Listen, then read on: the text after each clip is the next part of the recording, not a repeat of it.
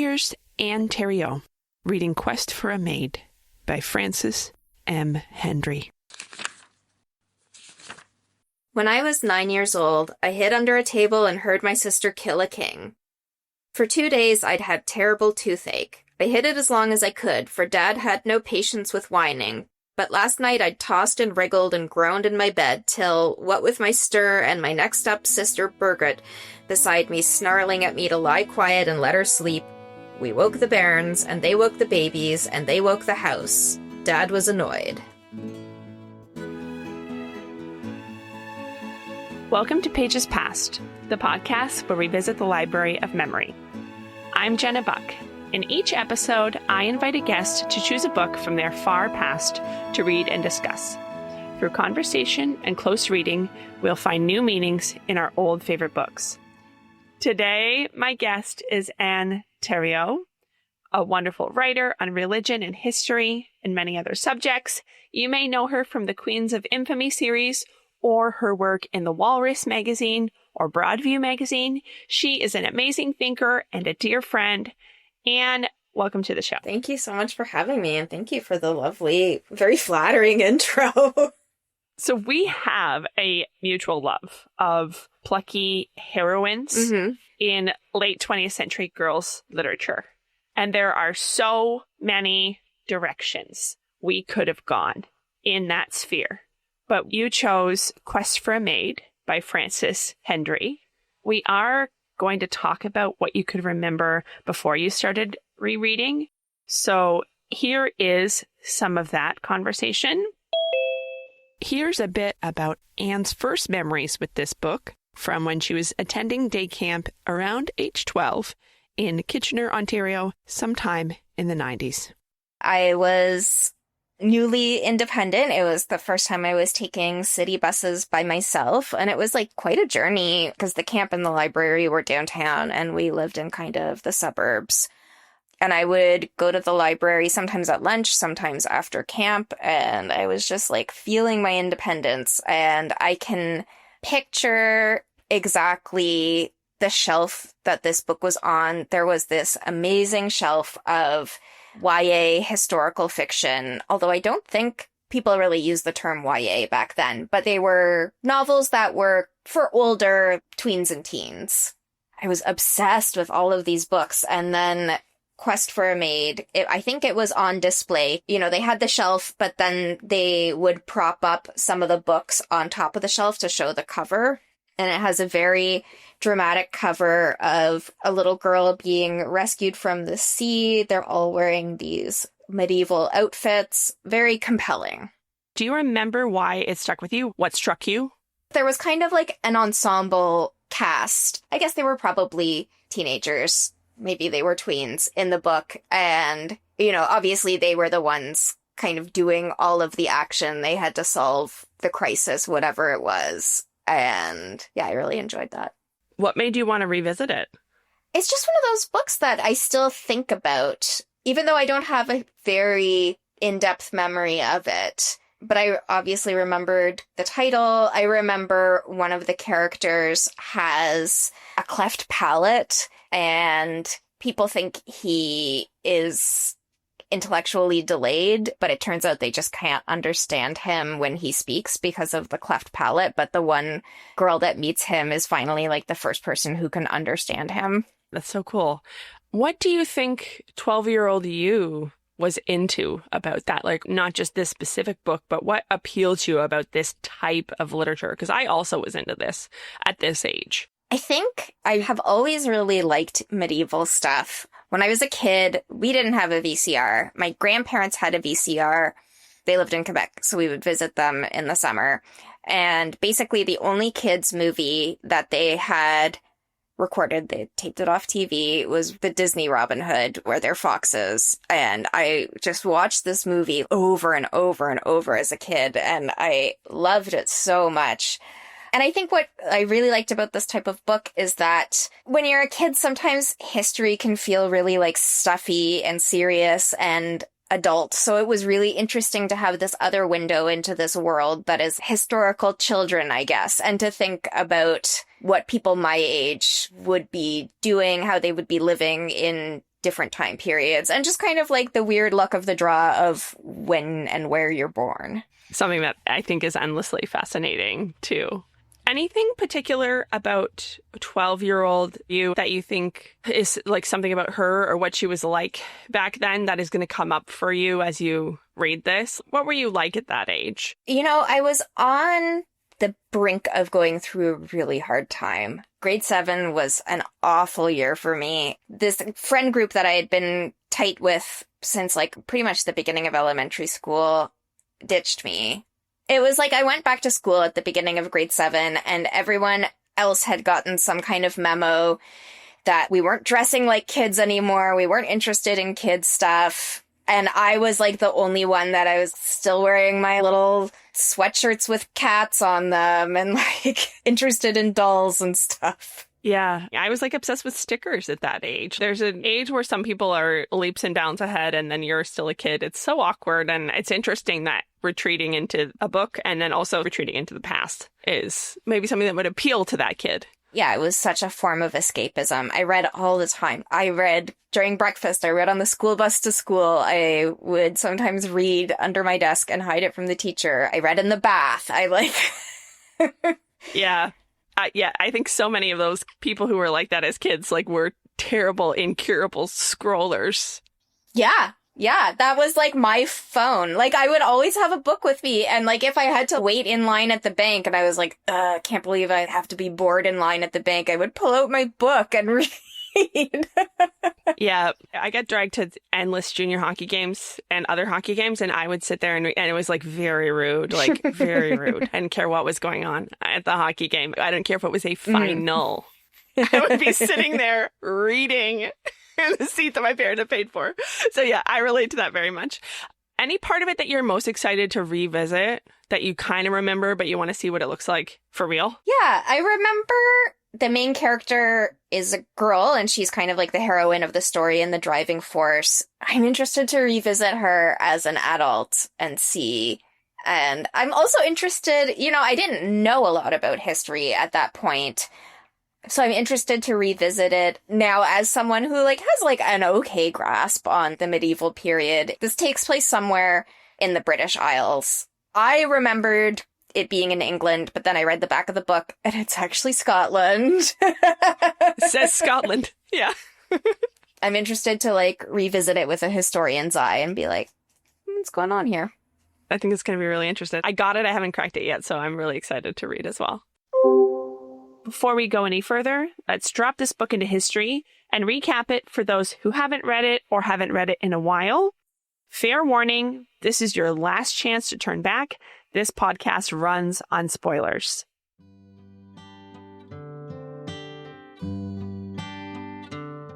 Quest for a Maid by Scottish children's author Frances Mary Hendry was published in 1988.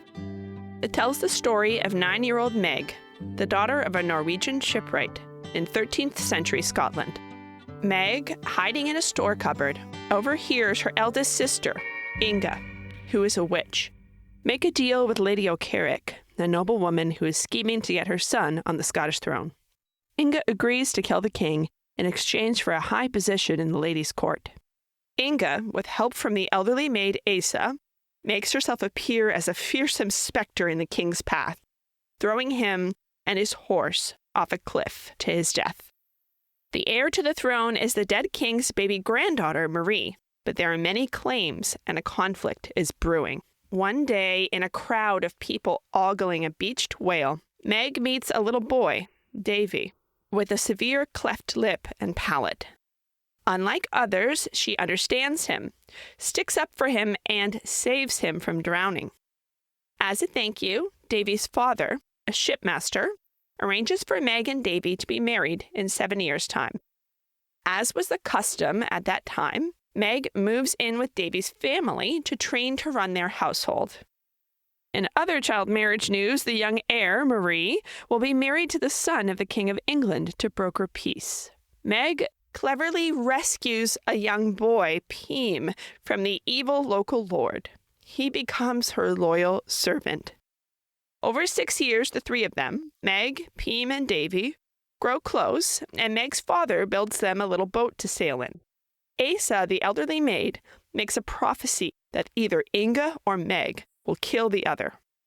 Each sister promises she won't, but Inga, half joking, says, "Not first, anyway, but if you scratch me, I'll scratch you right back." When Meg is 15, Inga is charged with witchcraft. Meg is forced to testify, but her denials aren't very convincing, so Inga endures a drowning ordeal.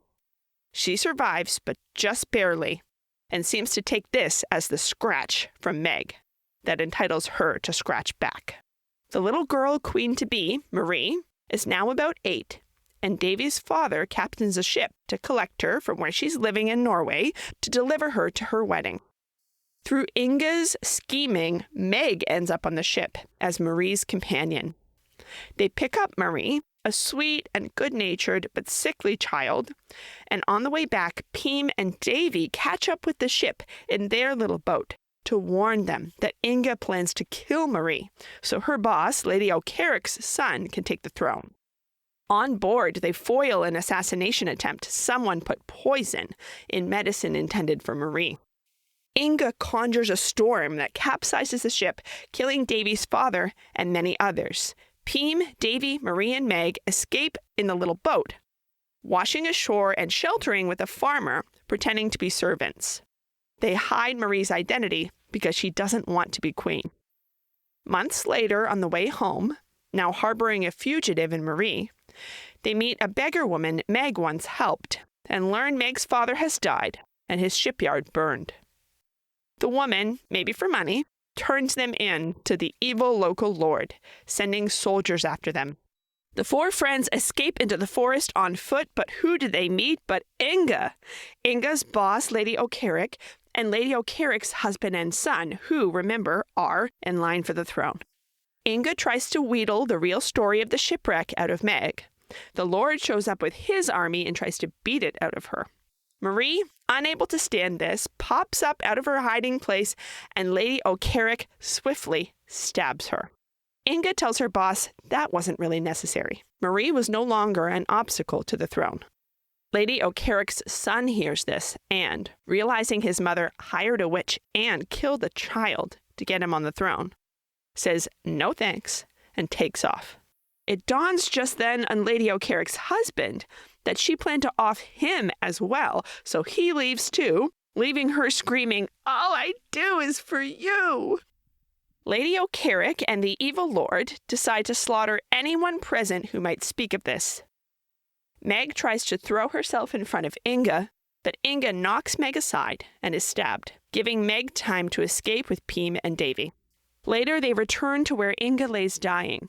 Inga apologizes for how things turned out.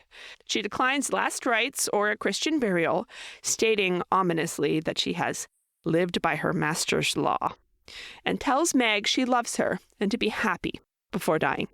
Marie jumps back up. She was just playing dead, saved from serious injury by a silver brooch and some possible magic from Inga. The 4 friends bury Inga and hatch a plan to start a business together in Belgium, where no one will know them. Meg confesses that she loves Davy only as a brother and prefers to marry Pim, who is thrilled and had hoped for this all along. They leave to start their new life together. And that's Quest for a Maid by Frances M. Hendry. I would like to say thanks to Lindsay from Young Adult Historical Vault for writing a blog post summarizing Quest for a Maid that provided a very helpful starting place for this one.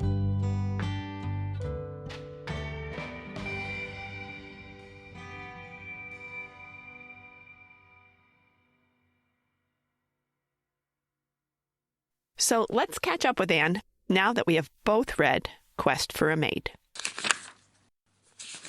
You talked about how in the action the kids are in this book. They are driving this story and they are so independent and ingenious and they are sailing skiffs. You know, they are just so brave. And I do think that even at the time of this book, like 1988, people had the idea that kids weren't very independent, that kids were passive, that kids didn't have these skills anymore. I think that was very present even by the time this book came out. It's even more present now.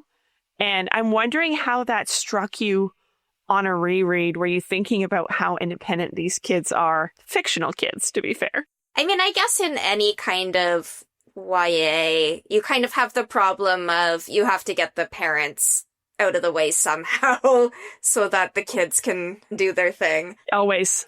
These kids are kind of, I don't want to say thrown to the wolves from an early age, but they are definitely doing their own thing and expected to do their own thing. And I think there's kind of a range of that too, because you have one character who's quite lowborn, and he has a very different experience from Davy, who is not noble, but his father is quite a wealthy merchant, and he's had quite a different upbringing than even Meg, who's kind of in the middle of the two. Yeah, Meg is sent off to start training to run her own household at the age of like 7 or something. She is a little girl, and she's in marriage boot camp, which is so striking now. I know it's supposed to be medieval times, but it's not really remarked on. They don't really say, and this is child marriage, and that's wrong. Right.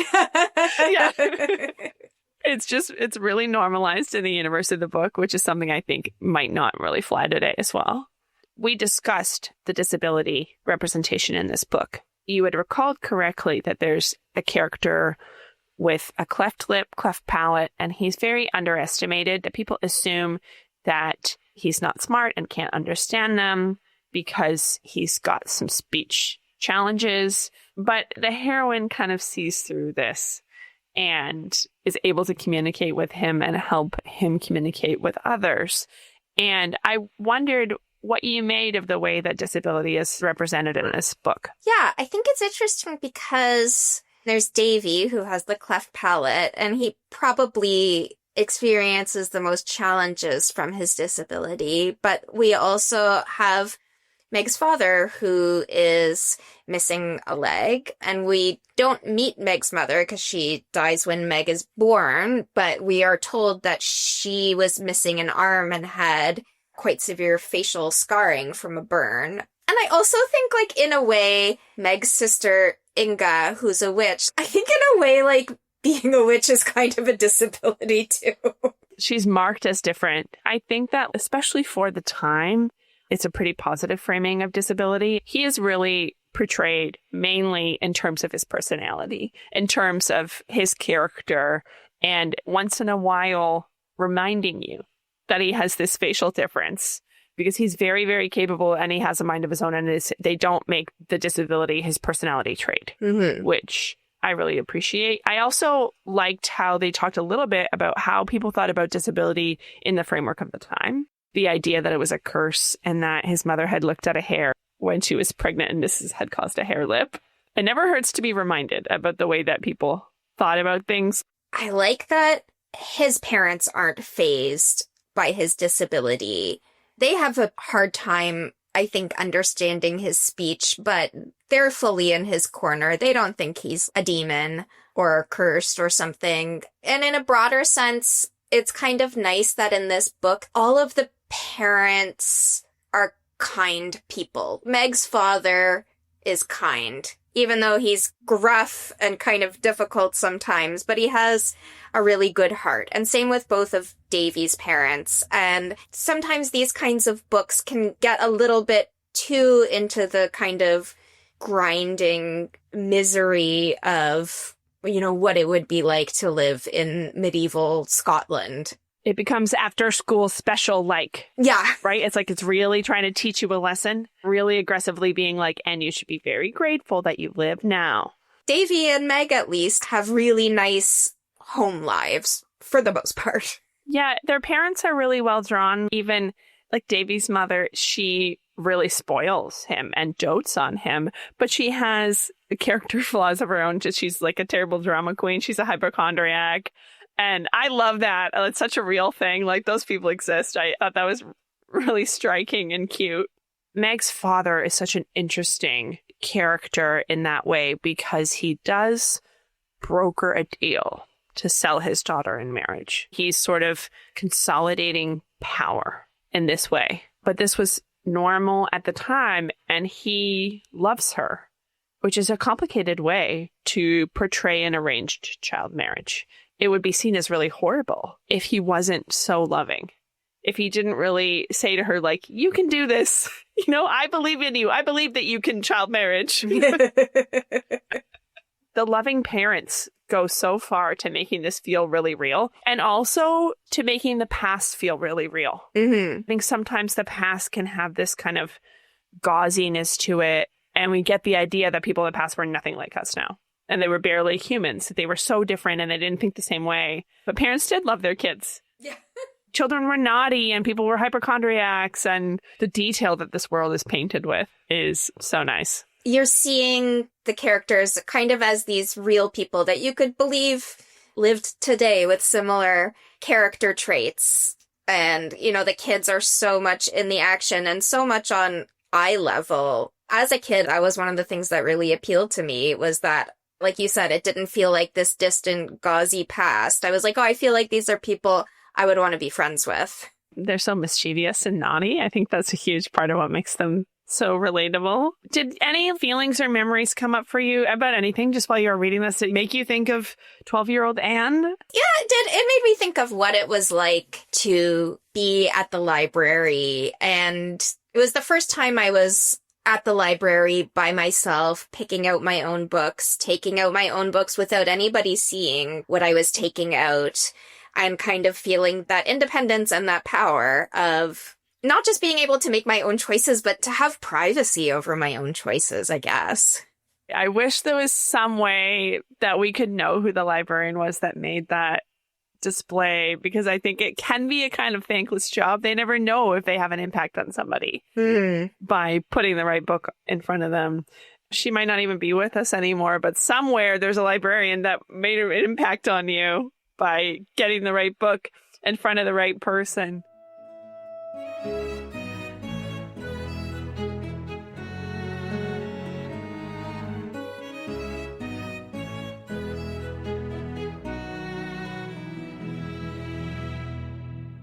So in each episode, we choose a theme to read the text through, and we have chosen the theme of power.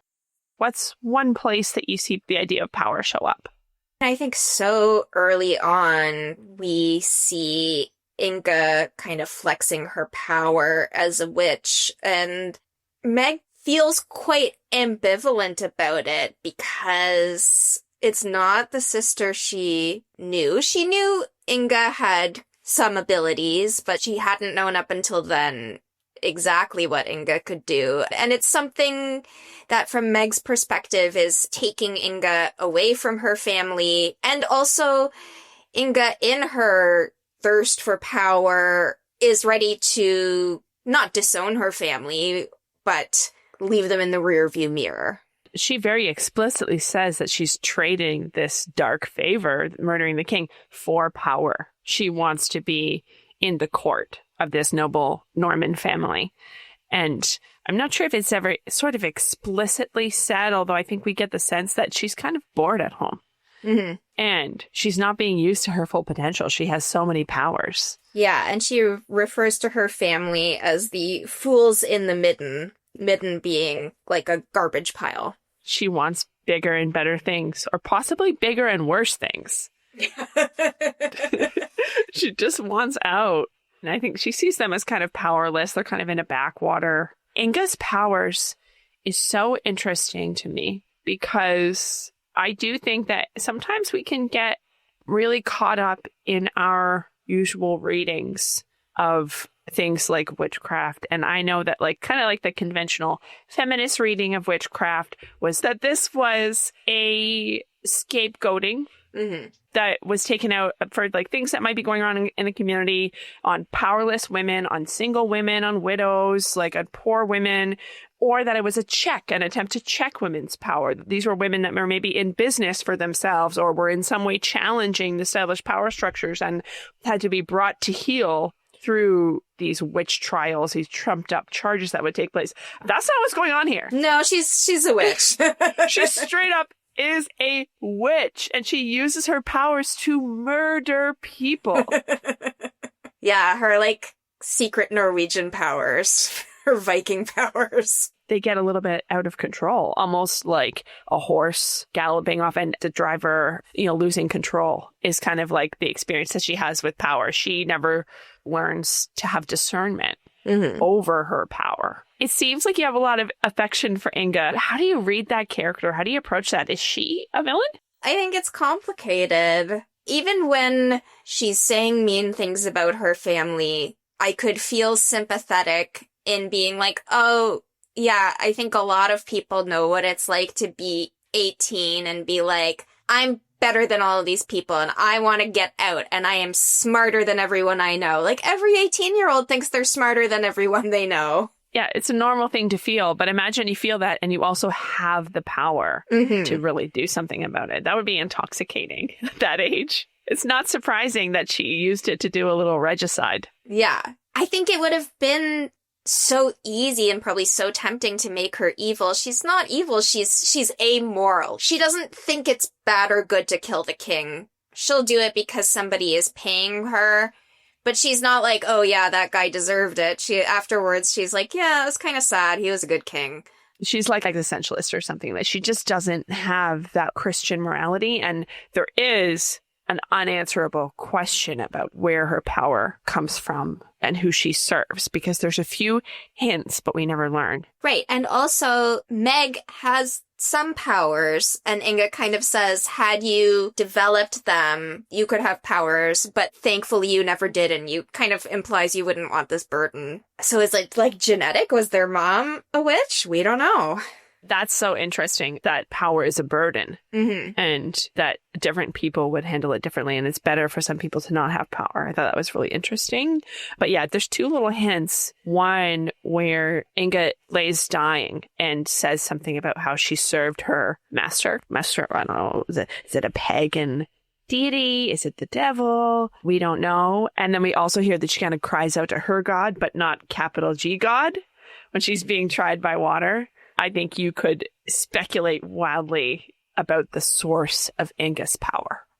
And I like to think of it as some kind of Norse deity. I think that makes sense. The struggle for political power is the backdrop of this story. And it is the impetus for the quest in the latter half of the book, where they need to go retrieve the young maid, the bride, who is going to reconcile these nations and allow Scotland to have peace. But Meg is kind of unconcerned with this. Meg doesn't care who the King of Scotland is. No. Right? Like, no. She just doesn't want there to be a war. You talked about how much you love that character, and seeing her motivations or her actions through the lens of power could maybe bring some meaning for us. What do you kind of make of Meg? What did you feel reading at this time? Did you feel that she was that plucky heroine that you remember? To some extent, yes. She was brattier than I remember her being, and is aware of her brattiness. I will say one thing I didn't remember, and that the cover naturally does not do justice, is that Meg is chubby. She's not a conventionally skinny, beautiful heroine. She's not conventionally attractive. She's a little bit of a chubby girl, and it doesn't really concern her. Like, she's just like, oh, whatever. If anything, she's sturdy. Yeah. Yeah, she's suited to scramble up the side of the whale or survive a sea voyage. It didn't impose 1980s beauty standards on a medieval kid, which many, many books, and I could name a few, Bridgerton, put a completely anachronistic 80s, 90s diet culture lens that just doesn't belong here. That wasn't something that people thought about in medieval times. But they do say a few times that she's no great beauty. Yeah, but it also kind of doesn't hold her back. There's a point towards the end when she's in the Orkney Islands. She doesn't realize that Davy and her other friend Peem have put around this rumor to kind of quash any men or boys who might be interested in her. And she's like shocked. She's like, why are none of the boys flirting with me? I am used to having boys flirt with me. And it's like, yeah, Meg, get it. Yeah, it's like, it's her right. She's like, this should be happening. Something is not right. And she's right. Something isn't right. They told everyone that she was promised to Pim. There's such a rich thing in there around the romance, a little bit of a thin romance. This story is not a romance. No. How did you interpret the last minute, actually, I love him? Hated it. I was like, keep it out of here. Don't care. Yeah, I've been reading Hannah McGregor, so I've been reading some theory around this, and there's been some work around how to read girls' literature, which sometimes it's called sentimental literature, that it has these plucky heroines, and they're very brave, and they sometimes even sort of break social conventions. And the reason for that, or one way to sort of read that, is that they're doing all of this stuff, and meanwhile, adulthood is looming. McGregor here is quoting Gia Tolentino in a wonderful essay called Pure Heroine. When we look at the plucky heroine trope, your Anne Shirley's, your Jo Marches, even your Hermione Grangers, these childhood characters are so independent, so eager to meet every challenge, but adulthood is looming, and adulthood in this universe is synonymous with marriage and children, and in effect, the end of that independence. And the social purpose of this literature is that it's a sort of training manual for white women who are going to be the moral drivers of the nation, who are not going to be involved in politics, which that really rang true. This fits. I think this theory fits with this text. They're not going to be involved in politics. Instead, they're going to be guiding the collective in the direction of moral purity. So once I read that, I was like, you know what? That's true. All of the power that Meg exercises is at the interpersonal level. She rescues people that have no power. She rescues Pim, who is an escaped slave boy, and she rescues this beggar woman. But she doesn't have any civic sense. She doesn't care who the King of Scotland is. And the end of this plucky face is going to be to settle down in marriage with one of the two boys. Yeah. Oh. You know, from the beginning of the book, she's going to marry Davy. And that doesn't really bother her. That is something that I found interesting on this reread that I hadn't remembered, is that she's kind of like, yeah, I gotta marry someone. He seems nice enough. Like, I'm sure we'll make it work. And then in the end, she does make her own decision about who she's going to marry. And it's not disappointing to Davy. He's like, whatever. I didn't even want to get married anyway.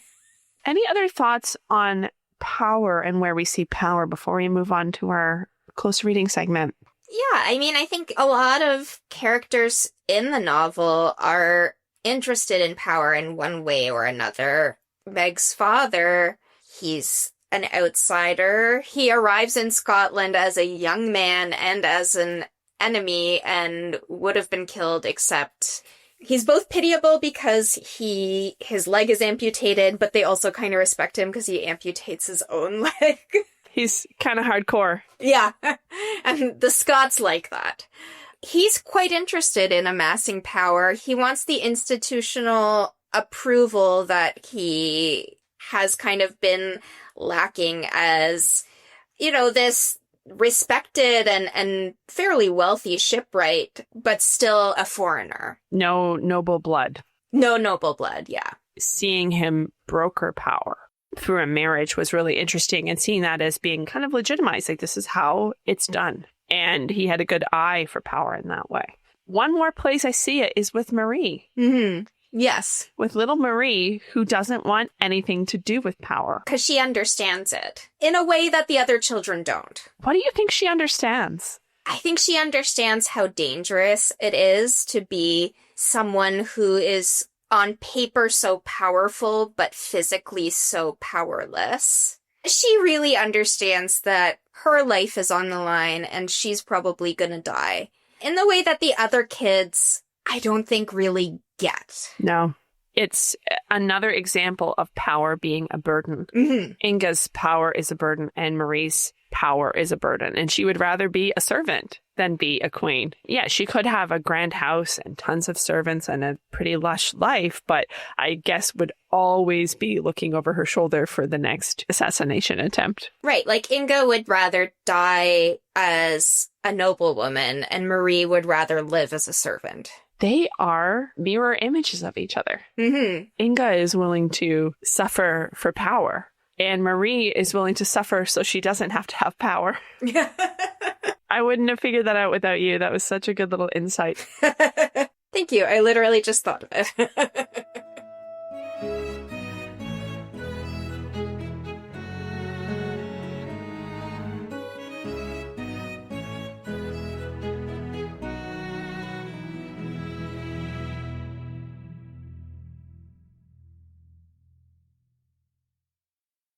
For this close reading segment, we are doing a condensed and adapted version of a close reading method from Anna Carter Florence called 6 Questions. It comes from her book, Rehearsing Scripture.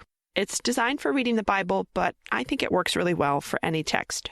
The passage we have chosen is from chapter 1, when Inga uses magic to kill the king. We've arrived at our close reading segment. This is the time where I like to say that we turn the book upside down and try to shake out some new meanings. Anne, could you read us that short passage? Sure.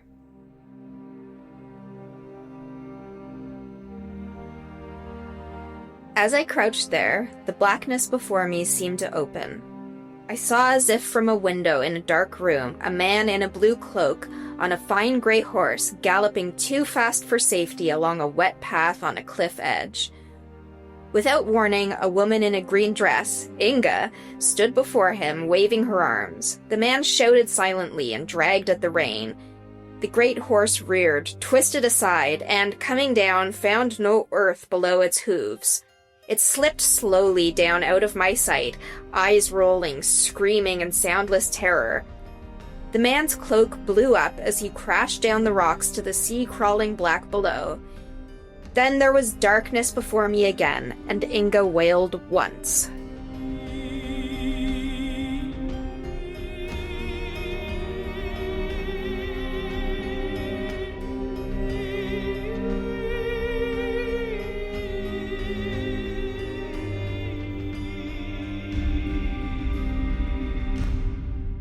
What a passage. What is the part in this text that really gets you? First of all, it's always worse when an animal dies than a person. There's that. You don't see the king's reaction to being forced off the path and over a cliff, but you get this very close reaction of the horses, and it's horrifying, and it's even more horrifying that it's silent. Yes, the silent scream. Okay, let's take it a little bit more broad. What do you know? Because this part of the text really gets to you. It could be something about yourself or something about the world or the text.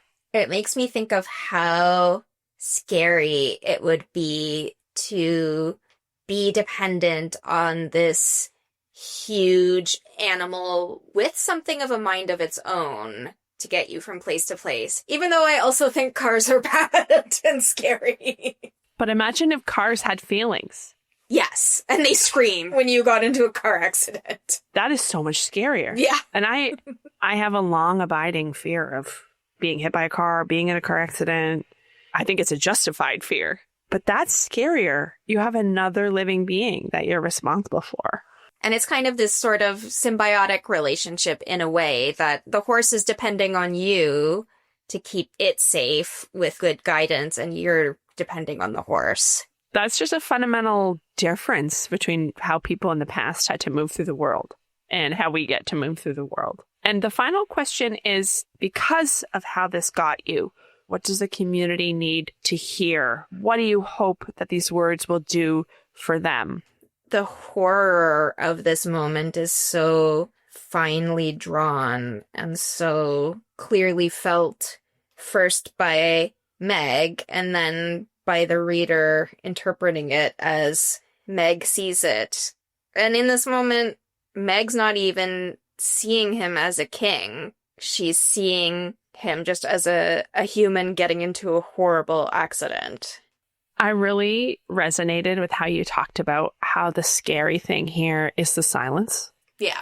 And I think one way to turn that idea around would be like just because the suffering is kind of unheard, unperceived. Or it's someone like a horse that is not really perceived as a fellow being, but rather as a tool, as a mode of transportation. You can't really say that we're dehumanizing a horse because... Right. But I think it could be a call to notice the unseen terrors that come along with really scary things like a regicide that we would all pay attention to. And we can imagine a analogous event to this, like a presidential candidate being assassinated. You know, that's almost regicide. But there was another person there who was shot and killed, and he's hardly heard about, hardly thought about. You nudged me to that by talking about how scary the silence is. And I think, too, there is something sort of existentially awful about experiencing this version of this horrible event, but having one facet of your sensory input not there. Oh, yes. It's almost worse than if Meg could hear the horse screaming. It's like feeling an invisible presence in the room, but not knowing where it is. And that makes it worse than seeing a ghost in the corner or something. No, it's so scary. I'm kind of picturing it like almost like a projector or something, because like they're all seeing this vision together. Yeah. Yeah, the passage struck me because it's our first illustration of Inga's true power. She like astral projected herself into this man's path. Yeah, and it's like, has Inga ever done this before? Did she just, like, kind of know she could do this, but she wasn't sure? Has she practiced? A lot of unanswered questions. There's a great unanswered question. She's too good at this. Yeah. She knows what she's doing. Yeah. Has she killed before? Has she killed before? This never occurred to me before. This was way too smooth. And she wasn't looking at Asa being like, Asa, can I really kill someone with my powers? She was like, all right, let's go. Yeah. Regicide is coming right up. Here's my price. Like, we are thrown right into this world. Yeah, I mean, this literally happens on page 16 in my book. You know, the narrative itself starts on page 3, so we're really only 13 pages into the story, and there's regicide on page 13. This book is not for babies. No. No. Thank you for doing that close reading practice with me. Yeah.